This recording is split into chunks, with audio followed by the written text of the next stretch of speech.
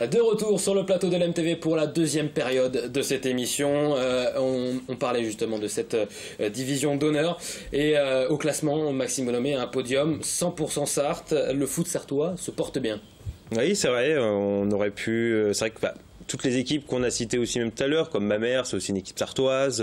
On a vu aussi des bonnes performances de Coulennes à certains moments. Il y avait la Ferté-Bernard qui était signalée par Xavier Aubert. Donc oui, c'est vrai que le foot sartois s'en sort bien, fait une très bonne saison, même de façon générale. Hein, dès qu'on regarde au niveau de l'échelon inférieur, alors c'est Changé qui gagne le championnat, mais les trois autres promus sont sartois.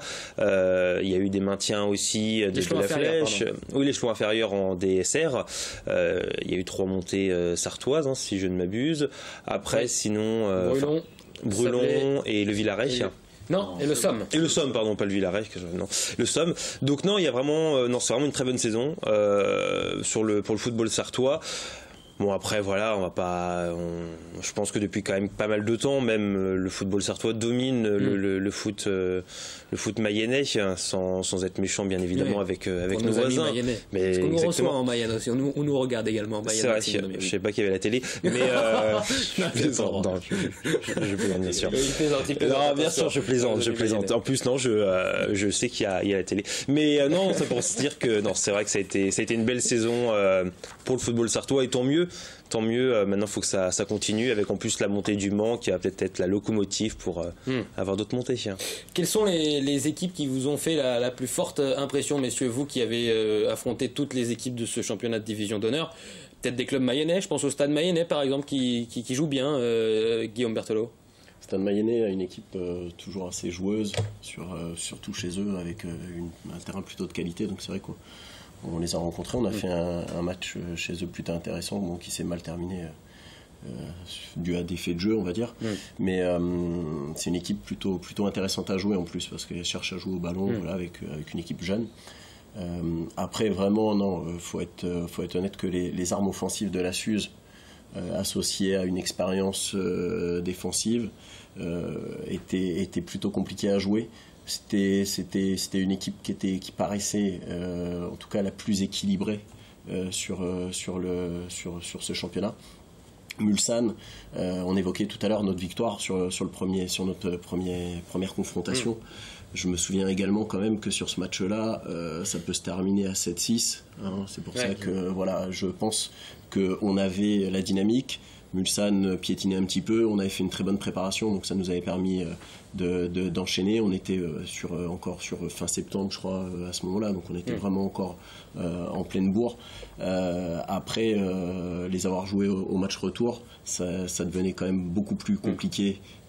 Offensivement, ça commençait là vraiment à rentrer, ça marquait, et défensivement, c'était beaucoup plus cohérent. Donc c'est les deux équipes pour moi qui méritaient et qui m'ont le plus impressionné par leurs armes offensives et aussi je trouve leur bloc équipe qui me paraissait le plus cohérent. Un peu comme le nôtre, comme on l'a évoqué au début de l'émission, où on avait en début de championnat un bloc équipe vraiment très, très compact, sur lequel on a toujours travaillé, et avec des armes offensives qui marquaient à ce moment-là. Xavier Aubert, l'équipe qui vous a fait la plus forte impression dans ce championnat?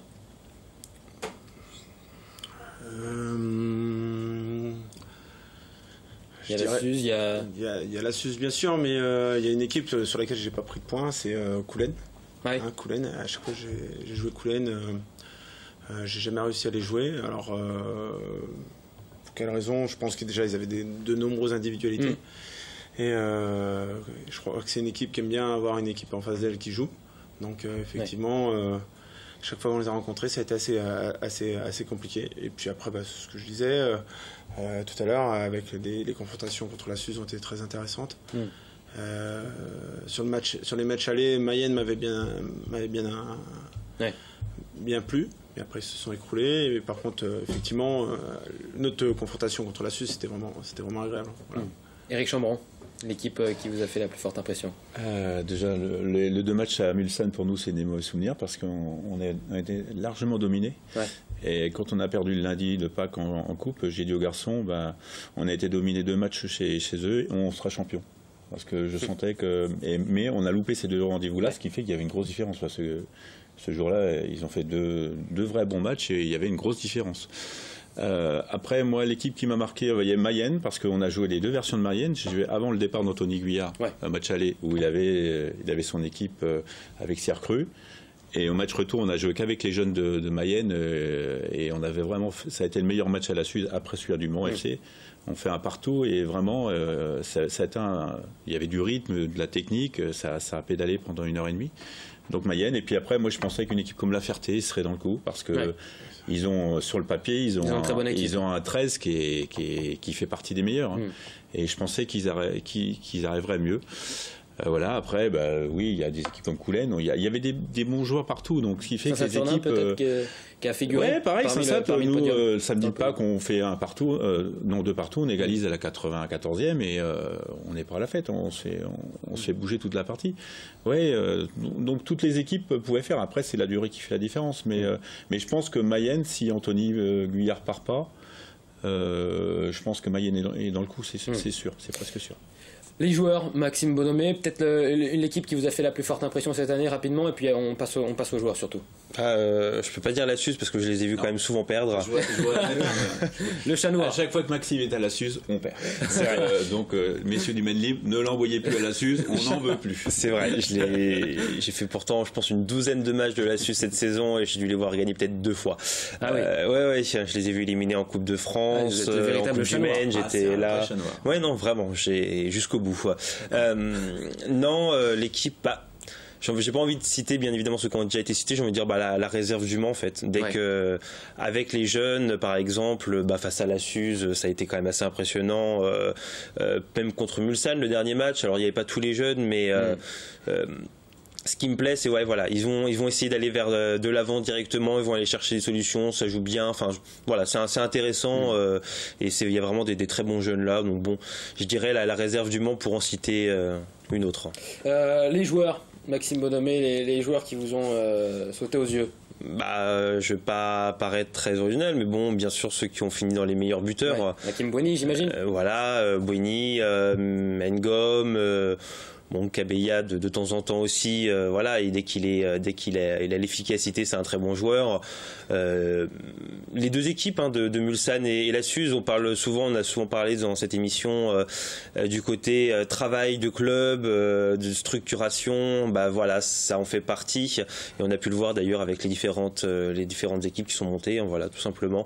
Donc dans ces 2 équipes-là, il y a vraiment des joueurs de qualité pour l'année prochaine. Guillaume Berthelot, quel est l'objectif du SM Amers la saison prochaine, vous qui allez figurer dans ce championnat de Régional 1? D'ailleurs, on va voir vos prochains adversaires et ce groupe de Régional 1 la saison prochaine avec 4 promus, donc avec la réserve de Changé, la réserve de Sablé, Brulon, c'est pas B, c'est Brulon, la première équipe de Brulon, la patriote brulonnaise, et puis le Somme qui est également promu. Quel sera l'objectif, Guillaume Berthelot, pour la saison prochaine? L'objectif premier, ça va être le maintien. Ça, c'est une certitude. Après, on dit souvent que c'est la 2e année le plus difficile. C'est possible, oui. C'est possible, donc j'espère que ça ne sera pas le cas pour nous. Le maintien en première partie. Après, pour se mettre un petit challenge, ça va être d'essayer de faire aussi bien que cette année en termes de place. On termine 6e. Je pense qu'on peut, si cette année on peut faire un petit peu mieux si on est un peu plus régulier. On va essayer d'être le plus régulier possible pour espérer rester dans ces places-là. Aujourd'hui, on va avoir une équipe qui va peut-être un petit peu bouger, mais pour autant, l'idée, ça va être essayer de travailler sur la continuité, essayer d'installer ce club au niveau régional le plus longtemps possible, travailler sur la durée. Éric Chambron, vous qui avez gagné ce championnat de DH, qui sera le favori, selon vous, votre pronostic pour la Régionale 1? Je sais pas. Enfin, je vois Mayenne qui est en train d'effectuer un bon recrutement. Marc Dognaud qui arrive à l'espérance il était adjoint avec Bertrand Girard a changé, donc il y a l'espérance du championnat CFA2. Donc je pense que Mayenne va être costaud. Après, Le Mans FC, si toutefois l'équipe 1 accède, sera dans le coup, c'est sûr. Et puis il y aura sûrement des surprises. Les équipes qui accèdent de DSR, Sablé 2, Changé 2, ça va être des belles équipes. Le Somme, il y a un vrai potentiel. Brulon, c'est que ils ont aussi l'espérance de l'ADH, donc je pense que ça va être un championnat assez équilibré. Ça va être un peu identique à ce que le championnat CN3, tout le monde pensait que ça allait être un championnat affaibli, une CFA2 affaiblie, mais la première année, ça va être rien du tout. Et je pense que l'an prochain, pour l'ADH, ça sera la même chose. Ça sera un vrai championnat de DH. Xavier Aubert, quel sera, vous, votre objectif pour la saison prochaine? On jouera le maintien du côté de Mulsanne, alors qu'on va voir également vos prochains adversaires. Oui, on va déjà jouer le maintien dans un premier temps. On va surtout garder sur nos principes de jeu. On va surtout s'appuyer sur ce qu'on a mis en place ces dernières années. Et puis après, on prendra à cœur de jouer tous les matchs comme des vrais compétiteurs. C'est-à-dire qu'on va en National 3 avec beaucoup moins de connaissances que certains clubs qui y sont. Parce que c'est la première fois que Mulsanne-Télocher va à ce niveau-là. Mais l'objectif, c'est d'y rester et de bien figurer. Petit point mercato, messieurs. Est-ce que vous avez avancé dans votre mercato? Y a-t-il des arrivées ou des départs à annoncer? Eric Chambon. Moi j'ai avancé, j'ai fait l'entretien de tous mes joueurs. Voilà. Et donc je perds que Santiengom. Voilà. Ça fait un peu professeur face à ses élèves. Pas d'arrivée pour le moment. Non, pas. Messieurs, de votre côté, pas d'arrivée?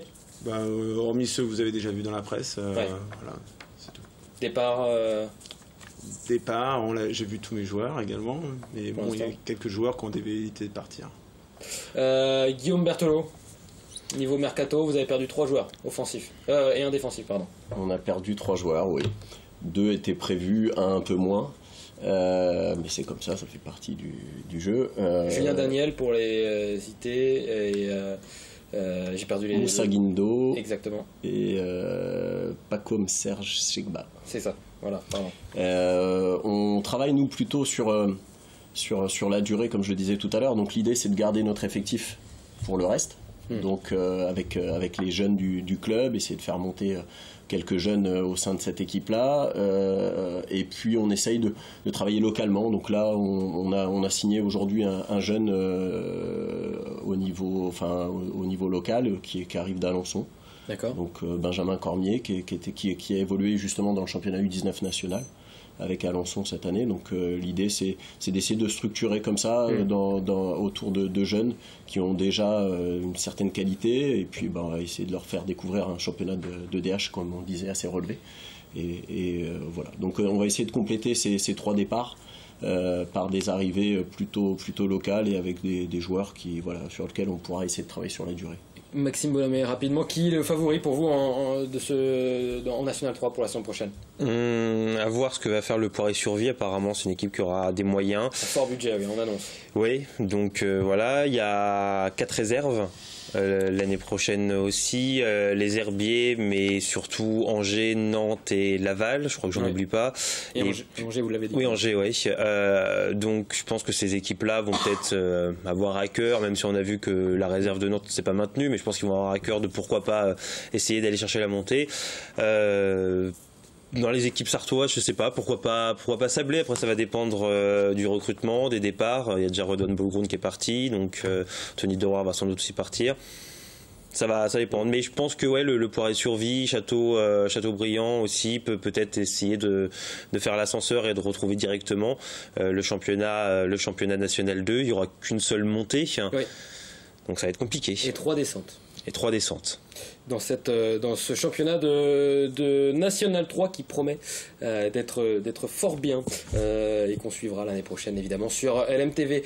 Petit point mercato info juste avant de se quitter. Première recrue au Mans FC, Arnaud Archimbaud, joueur à Wassel en CFA2, défenseur gauche de 27 ans avec une grande expérience de la CFA. Il avait marqué face au Mans d'un superbe coup franc, regardez.